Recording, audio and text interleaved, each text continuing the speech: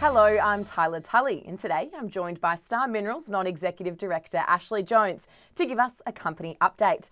Ashley, thanks for joining me today. Thanks, Tyler.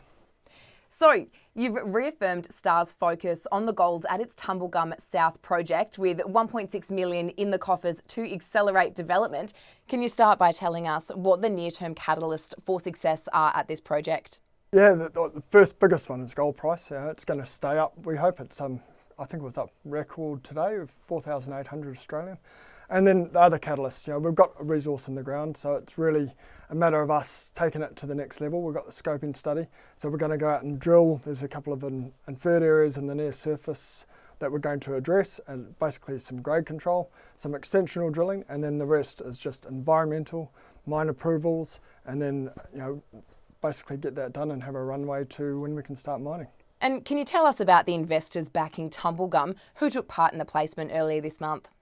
Yeah, it's always an interesting one. I think the investors are actually, from what I talked to our broker about, they're investors who like a short runway to the gold price. They like a cash flow. So I think we've attracted those sort of investors, which is really quite wonderful. They've made money on other groups that are very similar to us. So I think the attraction is, A, we've got a mining tenement. B, we've got a pathway to production and a near-term cash flow, which is quite wonderful. We've done the scoping study at 2.4. It was looking interesting. 3,800 made $20 million. So when you extend that out now to $4,800, that's $1,000 after our last price on our scoping study. So it was 20. You can do the math on about 16,000 ounces. That's almost another $14-15 million that we've got in cash above our last optimised price. So yeah, that's the investor we're attracting. Yeah. Definitely exciting times. Yeah. You've also attracted a formidable partner in Bain Global Resources. Can you tell us more about Bain?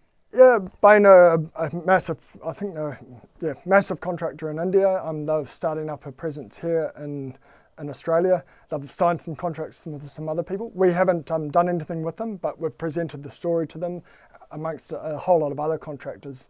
And it's nice to see them come in on our side of the ledger and say, look, we'll take an equity position, and let's keep talking and see where we go from there. But they like the project, obviously, and we're still in discussions there, but as with other contractors, but yeah, it's definitely good having somebody with a big balance sheet on that sees the value in our stock. And Tumblegum sits in a pretty busy neighbourhood. Do you predict a lot of M&A activity, especially given the gold price sitting where it is now? Yeah, I think there'll be some. There'll be a lot of collaboration as well. There's about 3 or 4 plants that may have been on care and maintenance for a number of years in that area. So I think as they get going, there's Meekatharra, there's Meekatharra.